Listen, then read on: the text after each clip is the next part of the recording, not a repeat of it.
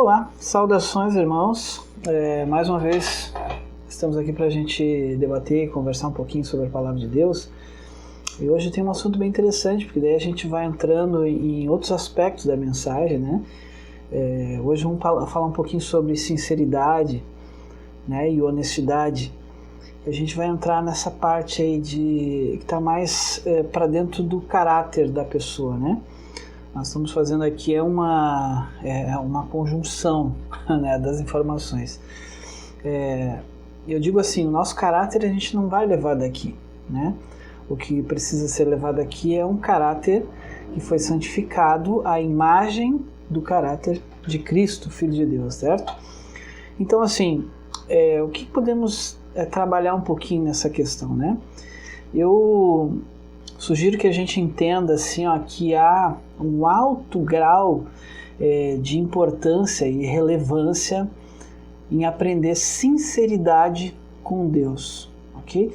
Vamos tentar entender um pouquinho disso aí hoje, nesse estudo. Hoje eu não vou colocar nenhum texto na tela, então vai ser mais uma conversa assim rápida. Os textos eles são conhecidos, eu vou citar alguns talvez aqui da Bíblia e tal, né? Para a gente mais compreender aí esse contexto e você pode tirar suas conclusões por si mesmo, certo? Então assim, a nossa ligação sincera, né, sobre os cercos da honestidade com os seres humanos, ele depende sim da nossa religação aí com Deus, ou da nossa ligação mais propriamente dita, né? Eu acredito que via de regra seria assim, né? Do contrário, não vai, né? Pode ir assim até de certa forma exterior, né? De boca, você não sabe muito bem o que está por trás aí, né? E no interior oculto aí do coração do ser humano, até porque a Bíblia também diz que o coração do ser humano ele é muito enganoso, certo? Então, a maior parte dos seres humanos eles amam viver de certa forma no engano, né? E eles se sentem muito bem enganados.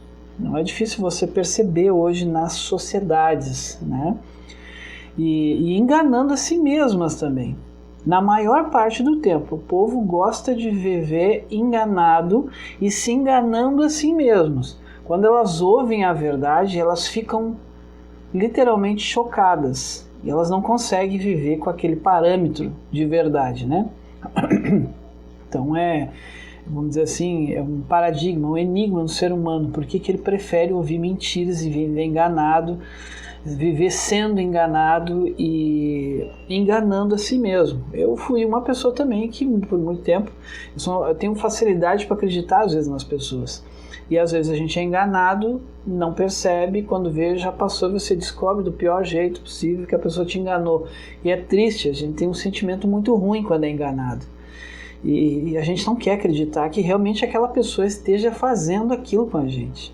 Enfim, então, partindo aqui pro ponto onde eu penso que a nossa religião com Deus, ou a nossa ligação, seja como você achar interessante pensar, ela faz mudanças e sentimentos profundos nossos, né, como seres humanos. Então, eu vou dar um exemplo assim, aprender a ser sincero com Deus, por exemplo, no sentido, ninguém está vendo, não tem como você se exibir para ninguém, e só Ele sabe e você. Então, se você partir para esse ambiente, vai ser curioso, interessante, porque você vai ver como você vai crescer aí nessa questão da confiabilidade, da honestidade, da sinceridade, lidar com as pessoas. Depende um pouco dessa esfera de ação ou de interação com o Deus do qual nós professamos crer e servir e obedecer, enfim, né? Então é fácil, por exemplo, você fazer algo errado pelas costas de uma pessoa, né? Fazer algo que é consideravelmente errado frente a algo moralmente certo, né? Ninguém está vendo mesmo, o que mal tem, né? Então, nunca ninguém vai saber. E que diferença talvez isso faz, né? Então o ser humano ele desenvolve a desonestidade principalmente com ele mesmo, certo? E com muita facilidade. Frente àquilo que é concreto ou real diante dele, né? Quando não tem respeito por ninguém, nem por ela mesma e nem pelos outros, ou até mesmo essa referência do Deus infinito que ela não pode ver, né? Então ela, frente a uma pessoa real, um ser humano, por exemplo, ela consegue desenvolver a desonestidade com essa pessoa, o qual a tal ela diz que ama, entre aspas, né? Então assim, na Bíblia tem referências bem interessantes sobre essas questões que diz assim, não ama aquele que vê, mas como pode amar aquele que ele não vê? Muito curioso esse questionamento, né? Está no Novo Testamento. Agora, aquele que pode desenvolver a honestidade e a sinceridade com conscientização da presença do Criador diante dele, esse indivíduo, digo, né, por temor, ele atua aí com uma certa humildade, um labor e cuidado no trato com o seu próximo, certo? Então, assim, a importância do que é certo te leva para um despertamento da vida e para a vida, certo? Tem um verso em 1 João 5,12 que diz assim, ó, aquele que tem Cristo tem a vida, aquele que não tem Cristo não tem a vida. Muito interessante, né? Aquele que afirma, eu o conheço e não obedece aos seus mandamentos, ele é mentiroso e a verdade não está nele. Interessante essas passagens, né? E tem uma outra que diz, se afirmarmos que temos comunhão com ele, mas caminhamos nas trevas, somos mentirosos e não praticamos a verdade, né? Então aquela pessoa que diz estar na luz, né, mas odeia o seu irmão, continua vagando sobre as trevas. Todas essas passagens são textos bíblicos no Novo Testamento, né? Outro que diz assim, ó, quem ama a Deus, ame de igual forma seu irmão. Essas passagens não são difíceis de você encontrar, você acha na internet em todas as versões, né? Então, outro que diz assim, ó, ninguém jamais viu a Deus. Se amarmos uns aos outros, Deus permanece em nós e o seu amor é aperfeiçoado em nós. Muito bom, né? Essa ligação direta com Deus e com a sua lei de amor e com o próximo, elas estão, assim, de certa forma, extremamente interligadas entre si, se você for analisar, certo? Aí o que acontece? Sem essa interligação, o ser humano ele é, de certa forma, vago, ele é transitório, né? E ele é vazio, ele é sem nada para acrescentar, então sem nada para oferecer. Você pare para pensar um pouquinho nessas expressões que eu trouxe, né? Então, assim, como você não está vendo Deus e não tem uma resposta direta, e ali o inimigo de Deus ele põe uma desconfiança na conversa entre você e Deus, né? Que às vezes fica nesse âmbito assim, por exemplo, você desconfia que Deus quer te sacanear de alguma forma, porque ele não te ouve, talvez, porque você não vê como é que ele te ouve, que ele quer te punir, quer te destruir. Será que ele realmente vai me ouvir? Será que realmente ele me ouve? Ou que ele vai me ajudar? E aí, por último, você chega a um ponto até de questionar, será que Deus existe? E aí é por aí que talvez nascem os questionamentos, né? Isso é quase assim, ou praticamente inevitável. Então, eu acredito que aprender a lidar com isso possa ser, sim, algo fundamental aí, né? Então, aquele que não busca ou que não tem essa referência, né, ela pode com facilidade facilitar e confortar tudo ali ao seu redor com uma certa desonestidade, né? Com desrespeito, com a mentira, com o engano, com sofismas, enfim. Para ela não tem nada de errado, tá tudo bem, até de certa forma, né? E com o tempo ela vai se transformar assim, uma pessoa fria e vazia de certa forma, né? Evasiva e distante, ela começa a se tornar uma pessoa assim, né? Ela desenvolve na percepção do seu próximo como sendo alguém a qual não se pode confiar muito, né? uma pessoa estranha, dispensável, né? Dura e muitas vezes, de certa forma, orgulhosa, né? Mas aí, continuando aqui, ó, por exemplo, talvez ela também nem sinta diferença aí nessas indiferenças, certo? E não percebe que são soberbas e que até mesmo chegaram a ser assim por uma sutilidade muito que gradativa com o tempo, né? Pessoas conseguem desenvolver vaidades em coisas tolas como essas aí e também dar importâncias para coisas muito fúteis, né? E as ideias e convicções da mente do indivíduo, por exemplo, eu posso citar aqui da literatura cristã, tem um livro chamado A Ciência do Bom Viver, lá pela página 251, que diz, né, que as ideias e as convicções da mente do indivíduo, elas vão procurar expressão. E a expressão fortalece pensamentos e sentimentos. E é uma lei da natureza que as nossas ideias e sentimentos sejam animados e fortalecidos ao darmos expressão, né? Ao passo que as palavras exprimem pensamentos, é também que estes seguem aquelas, né? Então, tem também no livro Fundamentos da Educação Cristã, 127, que diz: a mente se adapta à dimensão daquilo que é familiar. É uma lei da mente que esta se contrai ou ela se dilata em proporção àquilo que ela se familiariza, né?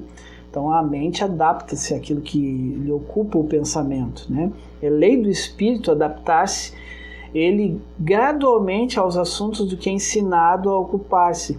Se ele se ocupa apenas com coisas comuns, ela vai se tornar mais definhado e enfraquecido. Se nunca lhe é exigido atracar-se com problemas difíceis, quase vai perder aí depois de algum tempo a faculdade de crescimento, certo? Não é eu que estou dizendo, mas isso está na literatura, de certa forma, tá? Dito nessas palavras. Por isso, então, que existe um conselho na palavra de Deus, lá em Filipenses 4:8, que diz que nós temos que nos ocupar o nosso pensamento com coisas que são edificantes, que é justo, né? E que é puro, amável, de boa fama, que tenha virtude e que seja aí de boa fama e que existe algum louvor nisso, né? Para Deus, naquilo que seja isso que ocupe o vosso pensamento, ok? Então, assim, aprender aí, eu chego à conclusão, junto com outros pesquisadores também, que aprender a ficar absolutamente sozinho pode ter e tem aí o seu devido lugar na história de muitos indivíduos, né? Pois eles podem aí se desenvolver, né, com paciência e determinação, essa honestidade, começando consigo mesma. É a oportunidade que ela tem de se desenvolver estando sozinha, porque do contrário, né, você pode estar com outras pessoas, você tem a oportunidade, mas você não faz, né? Então você tem que começar consigo mesmo. Você vai ter que ser honesta consigo e com Deus, porque Deus está vendo tudo, de certa forma, né? Então não adianta você errar e pensar que os outros não estão vendo. Ainda que você saiba que Deus vê e continua fazendo, você adquire um hábito em cima daquilo até que te amortece as tuas faculdades mentais, a tua consciência, de certa forma, certo? Então os teus hábitos, eles vão formar aí teu caráter, queira ou não queira. Isso tem importância para a vida eterna, né? Certa vez uma rainha espanhola, ela orava assim: Senhor, eu tenho medo, de ter medo e te trair. Me dá coragem de morrer por ti. Então, dê uma refletida o que ela pôde desenvolver com essas palavras na intimidade dela com Deus. Ela precisava ser uma pessoa sincera e honesta com ela e com Deus principalmente, né? Então, aquele que é fraco, na hora que mais se precisa, ele vai dar para trás, ele vai ceder, né? Então, o que nós fazemos em vida, né, ela ecoa na eternidade, né? Você precisa pensar nisso aí. Porque o que você faz hoje, que você planta, você colhe lá na frente. Então, isso é significativo, né?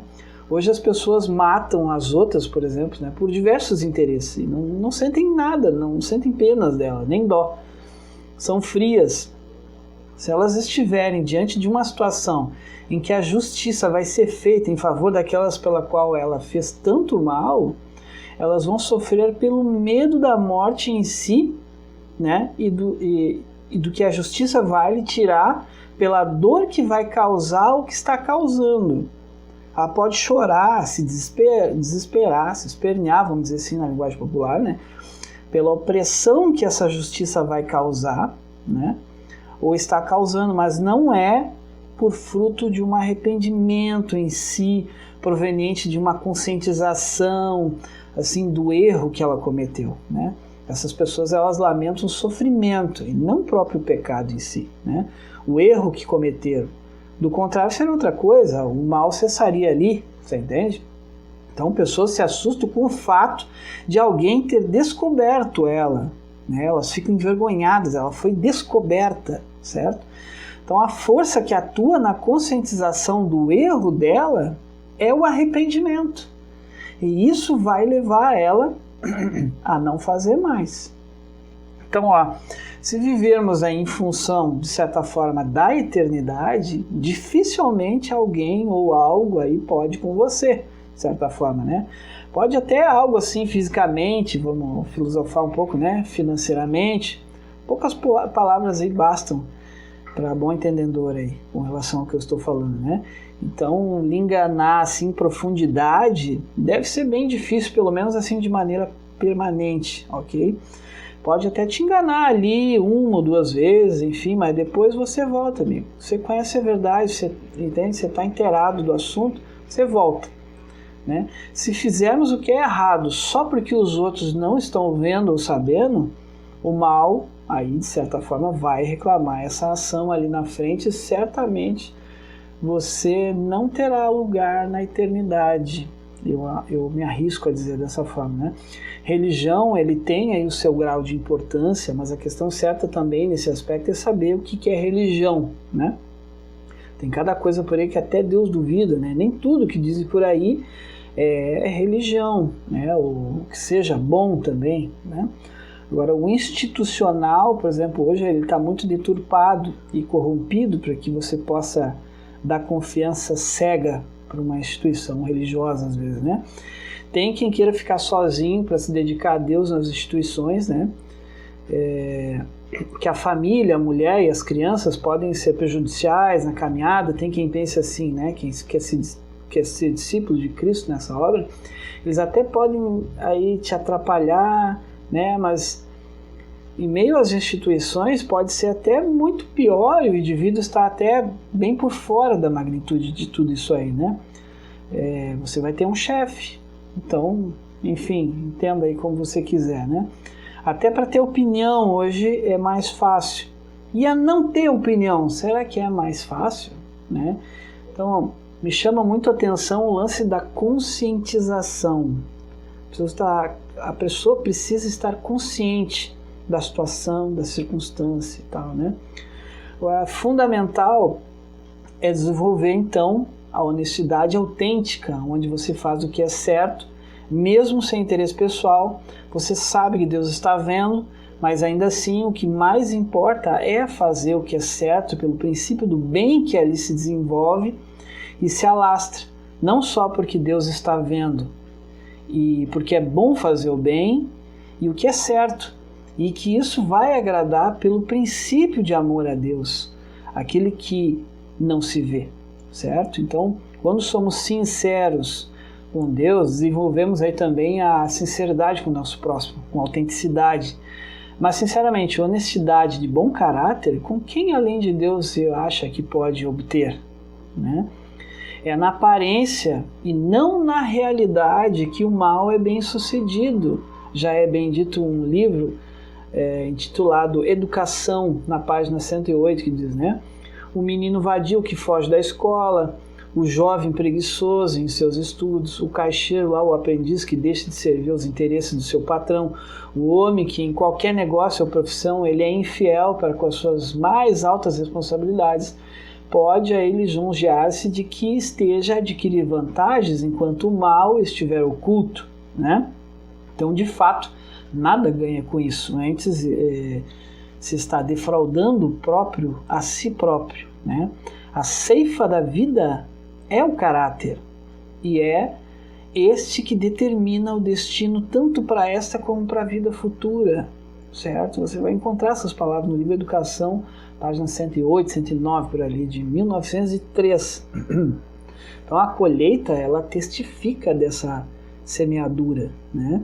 Você vai colher o que plantou, né?